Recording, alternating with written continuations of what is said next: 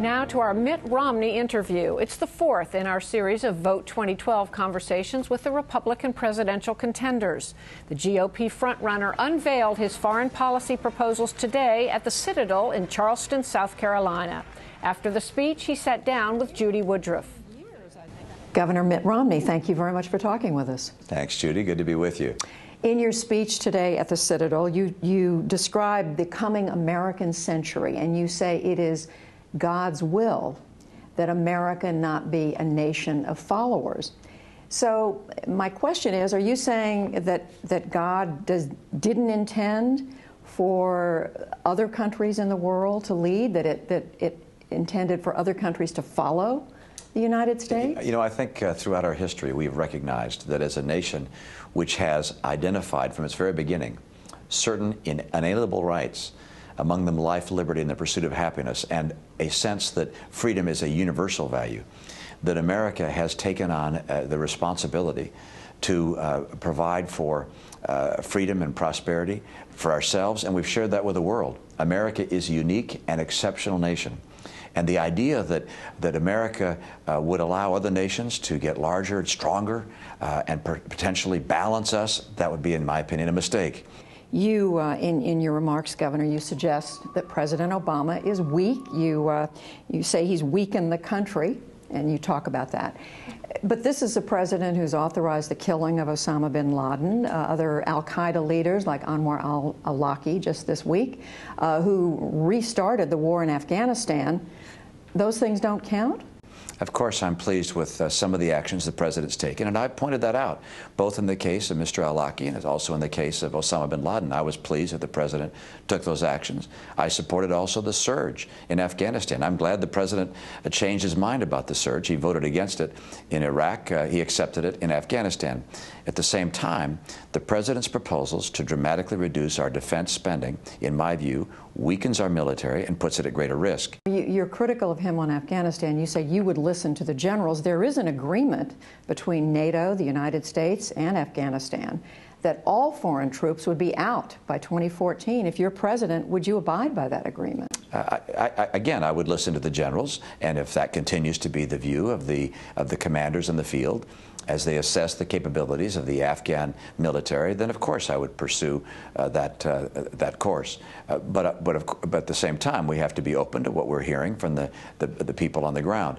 I hope we can perhaps move even faster than that. We'll listen again to the conditions on the ground as they exist, because it's important to us that the transition from our forces to the Afghan security forces being able to maintain the sovereignty of the Afghan nation from the tyranny of the Taliban is an important consideration. Isn't it the role of the president to make his or her own independent judgment about where American troops go? You are saying you would always defer to the generals. Is that Did what I say that? Did I say that, Judy? If I did, let me correct myself. I said I would listen to the generals and receive the input of those who are the commanders in the field, and then I would make my own decision.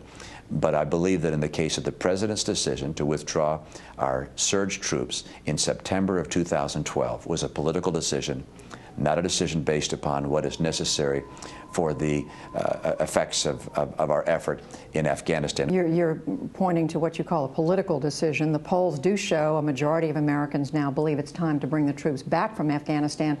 Does public opinion play any role in American foreign policy, in what the public thinks? The commander-in-chief also has to be the educator-in-chief and has to communicate to the American people why he is making the decisions he's making.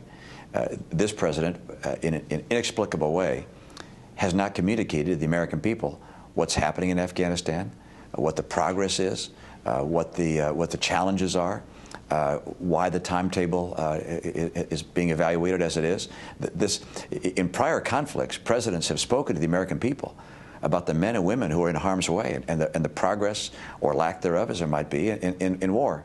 I think we've heard too little from the president educating the American people as to what it is we're doing in this wind-down period. Is there a wind-down? Absolutely. We will be bringing all of our troops out. And when I say all, there will probably be some limited ongoing support for the Afghan security forces. But that's a process the president should be explaining to the American people.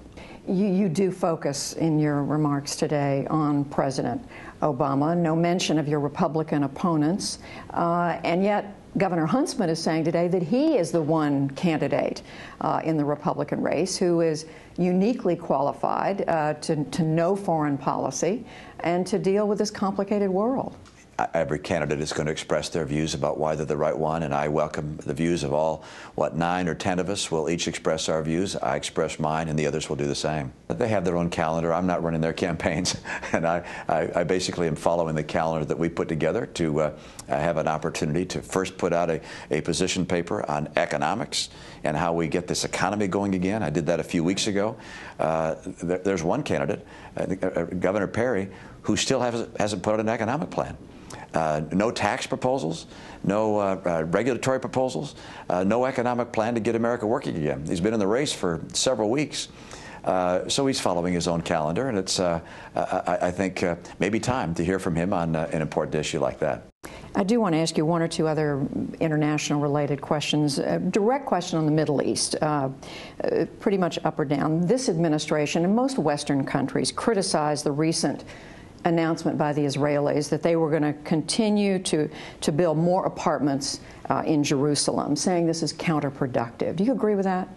What I believe is that when you have an ally that shares your values, as does Israel, that if you disagree with them, you do so in private. You don't want to in any way encourage the adversaries of your ally to assume that perhaps they can get a better deal by going around Israel and negotiating with you directly. Other candidates may have different views. That happens to be my view, that in a setting of this nature, particularly one as fragile as Israel. Right now, I don't think I've seen Israel in as fragile a setting as we're seeing them today. And this is not a time for America to be dictating to Israel how they should negotiate. You did talk today about spending more on defense. You talked about adding 100,000 troops to the Army, building up the Navy, going back to a missile defense. The question is, the United States already spends more for defense than all the other countries of the world combined. How much bigger does the American defense budget need to get? What I believe is that roughly 20% of our federal spending should be devoted to our military defense. 20% of the total federal spending. And what is it today? It's higher than that today because of the conflicts in Afghanistan and Iraq. When those are completed, the president would bring that down to something well below 4%, or roughly this 20% figure of the total federal spend. I would hold military spending at 4% of the GDP, or roughly 20% of the federal budget. And you believe you could get popular support for that? I believe, well, I'm running for president, and if people elect me, they will know they're electing someone who would intend to devote roughly 20% of federal spending to military, which equals approximately 4% of the total economy. One question about the president's jobs bill. You've made it clear you're opposed to much of it, but I'm trying to figure out if there's one area you could agree on, and that is on the payroll tax cut. Is that something that you could support, do you think, Governor Roosevelt? Well, in a vacuum, it's difficult to make an assessment on a particular element of the plan. A temporary tax cut of that nature is not going to create a lot of permanent jobs. Having spent my life in the private sector, I know that when you hire someone, you don't just look at what the cost is this year. You look at the cost on a permanent basis. And so temporary tax cuts, saying we're going to temporarily cut the payroll tax, would have very limited impact on job growth. All right, let me move to just a couple of political questions. Governor Chris Christie made it clear this week that he is not going to run for president. What one is hearing is that this is your moment. This is the moment for you to consolidate your support, get Republicans behind you. You're still running, what, about 25% approximately nationally among Republican voters.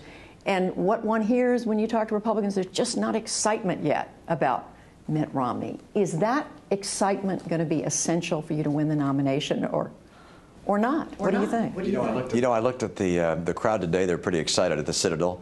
I also can tell you, I looked back at the polls at this point 4 years ago when I was running. I think I was at 9%, and John McCain was even less than that. And the guys that were at the top had 20, 25%. I don't recall a lot of stories being written about, boy, they need to consolidate their lead. Look, at this early stage, you've got people who are trying to make up their mind because they recognize We have got to replace Barack Obama if we're going to keep America strong and get back to work. So I expect folks are going to take a long time getting to know each of the candidates, understanding our positions, and in the final moments, when we have our nominee selected, there's going to be a lot of excitement around that nominee. Conservatives in your party, many of them are still critical. We hear Michelle Bachmann saying, don't settle for somebody who's not truly conservative. There's this Tea Party group that's out running Stop Mitt Romney ads saying you're too liberal on issues from abortion to the economy. Is this a part of the party that you think you have to win over to win the nomination? You know, my job is to tell people what I believe. So if people think I'm the right guy based upon those views, terrific. If they think someone else can do a better job, that's fine too. I'm perfectly comfortable with letting the American people make their decision. I think right now, with our country in economic distress, they want someone who understands the economy. With our nation facing extraordinary threats around the world, they want someone who has a very clear vision to make sure this is an American century with American leadership and supremacy of America's economy and our military. I think that combination is what America wants right now. If I'm right, I'll become president. If not, someone else will. And a closing thought, the anti-Wall Street protests that have spread around the country, what do you, any identifying with their frustration, what do you think? I think a lot of people recognize that there's a great deal of frustration in this country. You've got millions and millions of Americans who can't find work, people who stopped looking for work. People got part-time jobs and need full-time employment. Home values have gone down dramatically. People are upset and angry for good reason. Maybe some little primary Barack Obama. Look, he came in with a very different set of promises, and now 3 years later, things are worse than he had when he came in. I think even he's admitted people are worse off now. So of course they're angry. I don't know exactly whether or not there's a coalesced perspective yet from those that are protesting. I can tell you that I think the president's, if you will, divisive addresses, his haves versus the have-nots, the we versus they, that I think is an unfortunate and potentially dangerous course to take. America is strong if we're united. Governor Mitt Romney, we thank you very much for sitting down and talking with us. Thanks, Judy.